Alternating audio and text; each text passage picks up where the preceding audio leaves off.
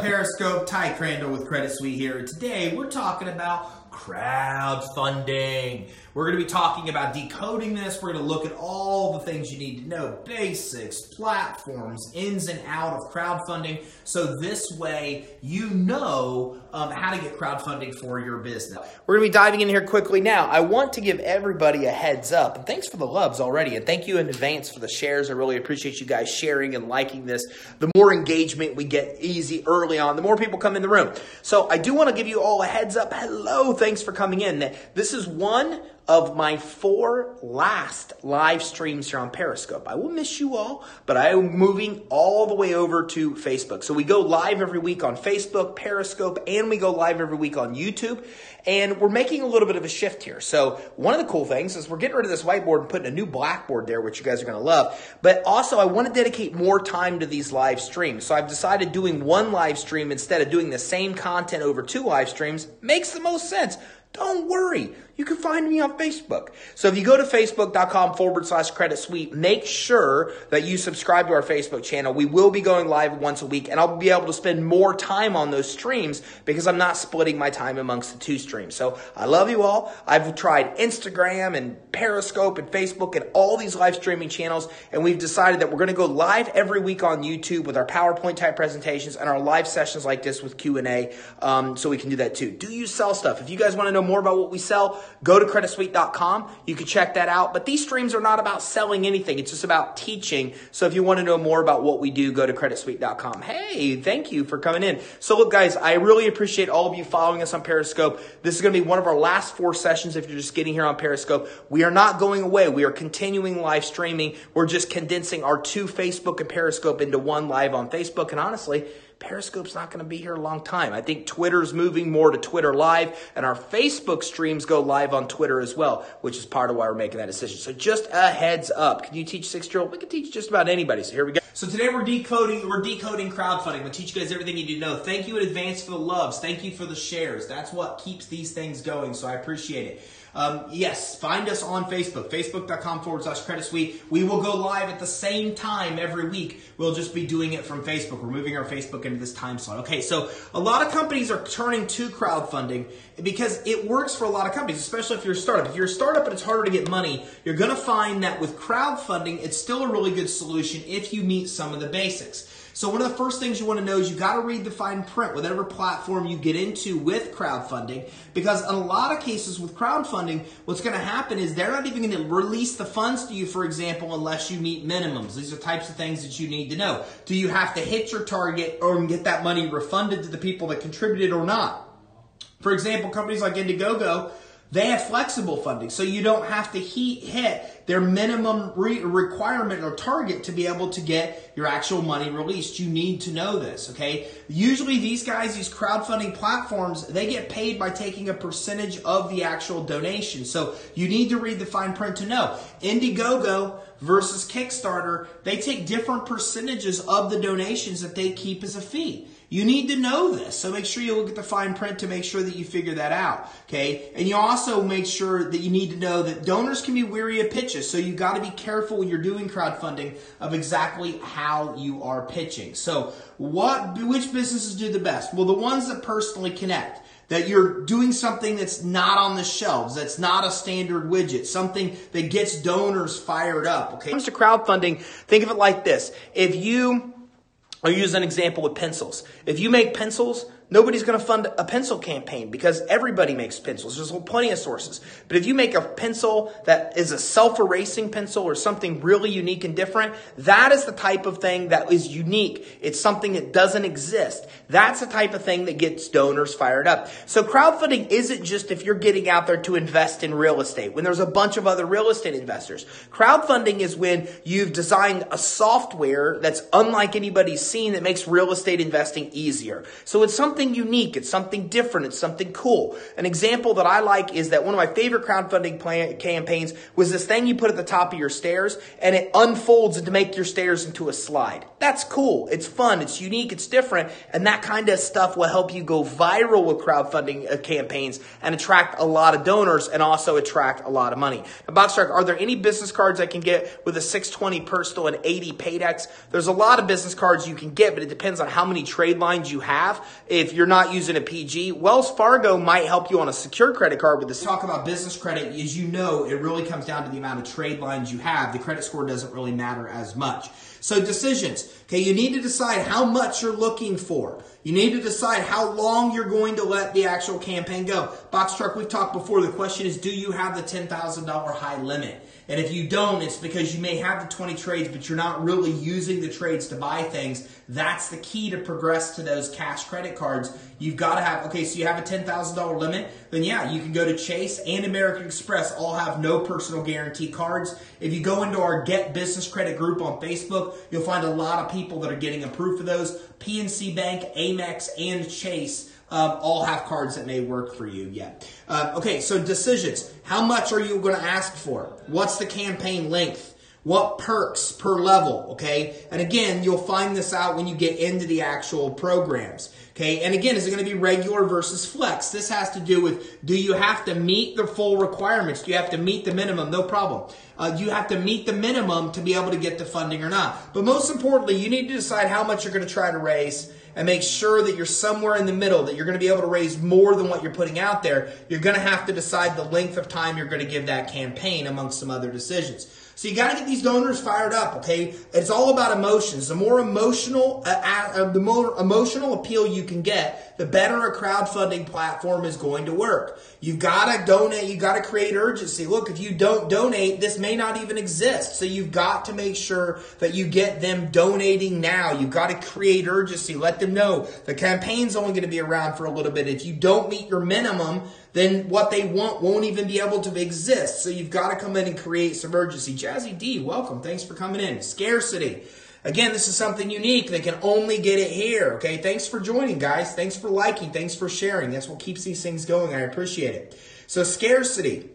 You can only get it here. It's hard to find. It's unique. These are what makes these donors fired up and what makes these campaigns work so well. Something new, something that's cool. As we talked about, these type of things, coolness and scarcity and urgency, these are why people donate to crowdfunding campaigns, because they're things that are unique. If you don't know, do research. Look at the biggest Kickstarter campaigns. Look at the biggest Indiegogo campaigns. Go to these guys' sites and see the campaigns they're promoting. It'll give you an idea of how they're getting donors fired up by creating this urgency and scarcity and something unique and something cool. This combination of things is what makes people want to contribute to these crowdfunding campaigns. So let's get to the basics. What do you need? You're going to need a great pitch video. You're going to need a great video that hones in on these emotions. The more emotional appeal it can get, the better of a story you're telling, the better the crowdfunding campaign is going to be successful. So it really comes down to creating a great video. Why should they donate? Evoke emotions, create the urgency, the scarcity, the coolness, everything with a great pitch video. That's important. Be courteous. There might even be some people that put rude comments out there. Don't buy into that. Always be courteous to the people that are out there that are actually coming in and that are contributing to the campaign. Okay, provide tangible evidence. Don't just make it a pipe dream. Provide some kind of background that you're going to be able to produce or succeed with whatever it is that you're trying to pitch. And don't be greedy and ask for more than you need. Again, when we look at these campaigns, and that what can happen with them is if you don't meet the requirement of what you're actually trying to raise, you might have to give all the money back to the donors. So how do you do this? Well, you don't want to be greedy. You want to make sure that you're only asking for what you need or a little bit more than what you need, maybe 10% more than what you need, okay? If the campaign doesn't work and all the money's refunded, call, email, and thank every donor or message every donor. Be gracious. Because you probably learned a lot. You're probably going to do another campaign, and you want these people to donate again. So make sure that you do that. Again, set reasonable goals. You know, it's got to be attainable, and it doesn't want to be pie in the sky. It wants to be somewhere in the middle. Now, here's what really makes these things work. There's two things that you probably don't know that makes crowdfunding successful, and every one of the most successful crowdfunding campaigns has done it. First, you've got to get donors that are dependable before you even start the campaign, and then you have to share it on social media. That's what makes these campaigns. Look, A lot of people have all the crowdfunding all wrong. They think they're just going to create a project that it's going to go viral and they're going to raise all this money. It's not how it works. If you look at the biggest, most successful crowdfunding campaigns, there's two things that they all have in common. One, the people lined up donors before they ever even started the campaign. And two, they went and did social sharing is what made the campaign successful. So I'll give you an example. There was a guy that was looking for like $30,000 to create this really unique kind of birdhouse. Well, he already had the donors lined up. So he rolled the thing out for $30,000 and got like $50,000, $60,000 very quickly. What happens is now the crowdfunding sites like Kickstarter, they see that and they start to promote that campaign. They start to make the campaign go viral because they see that a lot of people are participating in the campaign. Social media is the same way. Okay, so the way that social media works is that things go viral or things get shown to more people because there's engagement. If you share, more engagement means Twitter and Facebook show that to more people. The more people they show, the more engagement, the more the post becomes popular, the more it becomes seen, the more virality it has. Crowdfunding campaigns are exactly the same way. What gives it virality is the fact that you put a goal that you know you can hit. You line up donors, so the minute you roll the project out, donors start donating money. Then Kickstarter, Indiegogo, they see this. They know you have something hot. Then when they see you've exceeded your goal, they start promoting it. News media sources pick it up. That's what makes it work. The second thing that makes these work is social shares. You can't just start a project on Kickstarter and expect it to go viral. It never will. I promise you it never will. It's only going to go viral if you share it to all your social following and then have them share it. The more shares that you actually have out there, the better off you're actually going to be, okay? So when you come in, the more shares that you have, for example, then what happens is the more virality it has. The more people see it, the more people donate, the more it goes viral. So these two things become... You must make sure that you get donors that are dependable before you even share the campaign. You must also make sure that you come in to make sure that you're sharing it on social media. That's what makes these campaigns go viral. And my Periscope's doing all kinds of crazy things in case you're typing in a question I'm not responding to. So where do you go? Well, here's two of the best ones to start with. Indiegogo and Kickstarter. Now, Kickstarter is the biggest, most well-known platform. 14 million backers, 130,000 funded projects, so hugely successful. Campaigns for products and services like publishing and film and comic illustration, design. Very wide background of the kind of products they have. Here's why it's important. A lot of these actual platforms might specialize only in one kind of campaign. There's campaigns just for tech. There's campaigns just for comics. There's campaigns just for art. There's platforms for art and comics and all these things. They deal with a bunch of different types. Now, you've got to have a prototype. You can't go to them with strictly an idea or a concept. Markleman, welcome. First day on Periscope. So you can't go to them with a prototype. You need to go to something with them that's a proven concept, okay? It's not for charity, nonprofits. You can't use Kickstarter. And these are the kind of prohibited projects that they have. Live animals, alcohol, weapons, curses, medicines, credit services, contest, raffles, company equity. So these are the type of things that are prohibited, although some of these things are welcome on other platforms. So it comes down to the platform you choose. They charge a 5% fee on all money you collect. If you collect 100 grand, they take 5 grand. So it's important to know. Okay. So, and they also take about 3% plus a 20 cents per pledge of every individual pledge as well, and they process payments right through Stripe. Okay, failed campaigns, if you don't meet the minimum that you're shooting for, they refund it. So you need to know that. And pledges can be done less than $10. So Kickstarter is a great place to start because they're the biggest and they make it easy. But the drawback here is that if you don't meet your minimum goal, then they refund all the money to the donors and you never get paid. Indiegogo, okay, 9 million backers, way different than 14 million, but still very reputable. $500 minimum goal is the minimum you can do with them. They also charge a 5% platform fee and a 3% like Kickstarter, but a 30 cents fee per pledge, so a little bit higher there, okay? They don't accept PayPal.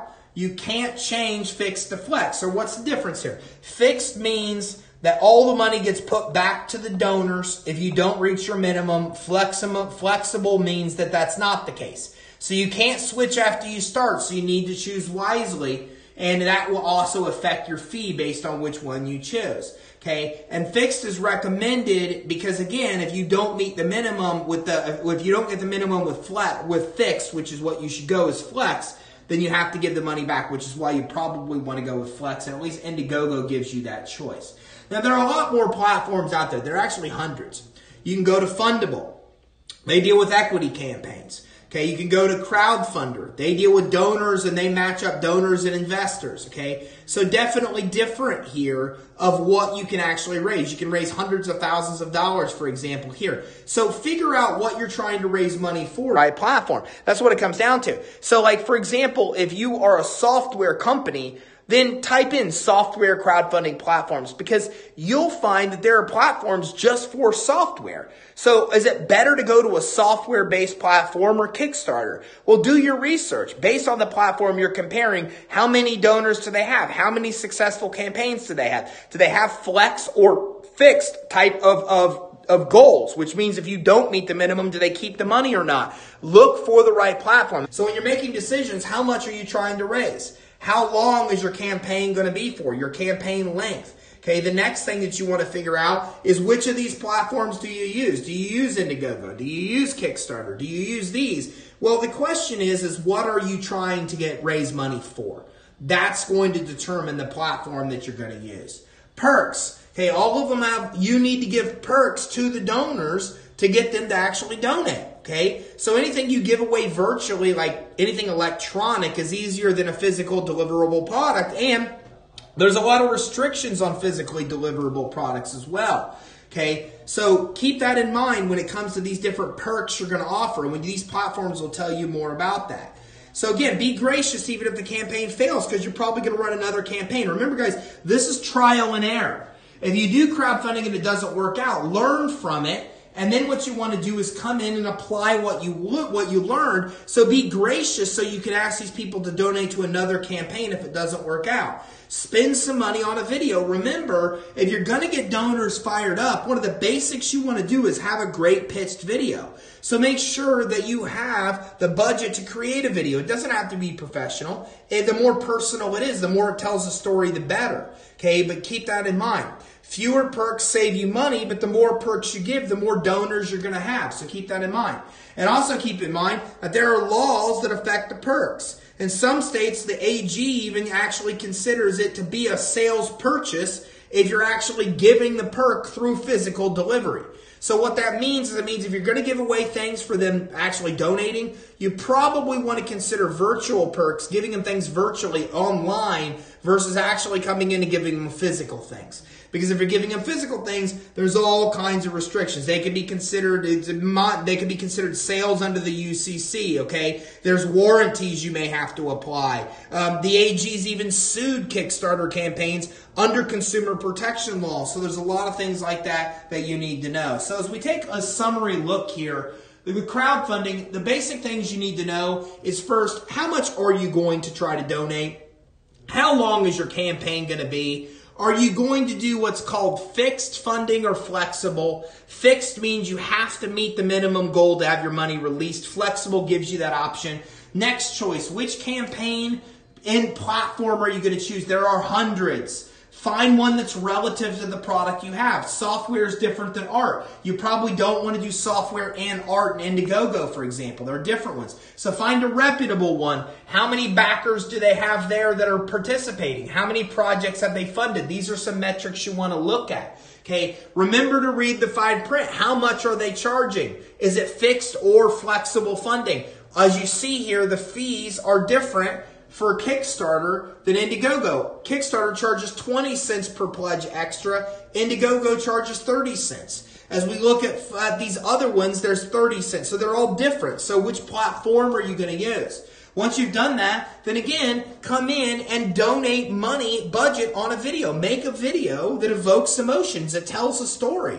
It creates urgency on why people want to donate now. Scarcity, that they can only get this for a certain period of time. Cool factor, something it's unique and different. The novelty factor to it. So those are the most things. And make sure that you always remember, be courteous, because if your campaign fails, you want to come back to these people and get them to donate. And the more courteous you are to those that donate, like thanking every person, the more inclined they are to share. And those are little tips. Also remember, guys, the most important thing is that these things succeed because you line up donors before you ever even start. And then you share on social media. When you have donors and the campaign starts immediately getting donations, Kickstarter sees it as successful and starts to promote it. And the more they promote it, the more donors you get. But you can't just post it and expect to get donors. You should line up donors before you even do it to make it go viral. And you want to share it on social media. The amount of people you're sharing and working with other influencers and collaborators that are coming in and sharing it on social media is going to make it successful as well. So if you want to learn more about crowdfunding, go to youtube.com/credit suite and type in crowdfunding. We have a video where we go a whole hour on this topic, multiple videos teaching you all aspects that you need to know. We look at the most successful campaigns. We look at the most successful platforms. So a lot more information there. Again, remember, we have 3 more streams after today on Periscope. After that, we won't be going live on Periscope anymore. We're going to still be going live weekly, but we'll be doing it on Facebook. So go to facebook.com/credit suite, find us there, like and subscribe, and you'll get notified whenever we go live. Other links that you may be... Go to creditsuite.com/Periscope. to get your free guide on building business credit. Right here, you can get a free 4-step guide on building business credit, and we'll also send you even more information. Loans, credit for your business, whether it be through angel investors, whether it's crowdfunding, whether it's loans, whether it's credit lines, whether it's corporate credit. That's what we talk about. Our business growth hacks, things that help you grow, and most importantly, how to get money to fund your business. So I appreciate you coming in. I'll be back here next Wednesday at 4 o'clock on Periscope. And remember, 3 more sessions on Periscope before we move our only live stream like this Q&A to Facebook. And also don't forget that if you do go to creditsuite.com/Periscope, then, or go to youtube.com/credit suite, then we also go live there once a week as well, every Tuesday at 1 o'clock. Thanks for tuning in, and I'll see you next Wednesday at 4 o'clock Eastern here on Periscope. Have a great day. Thanks, everybody.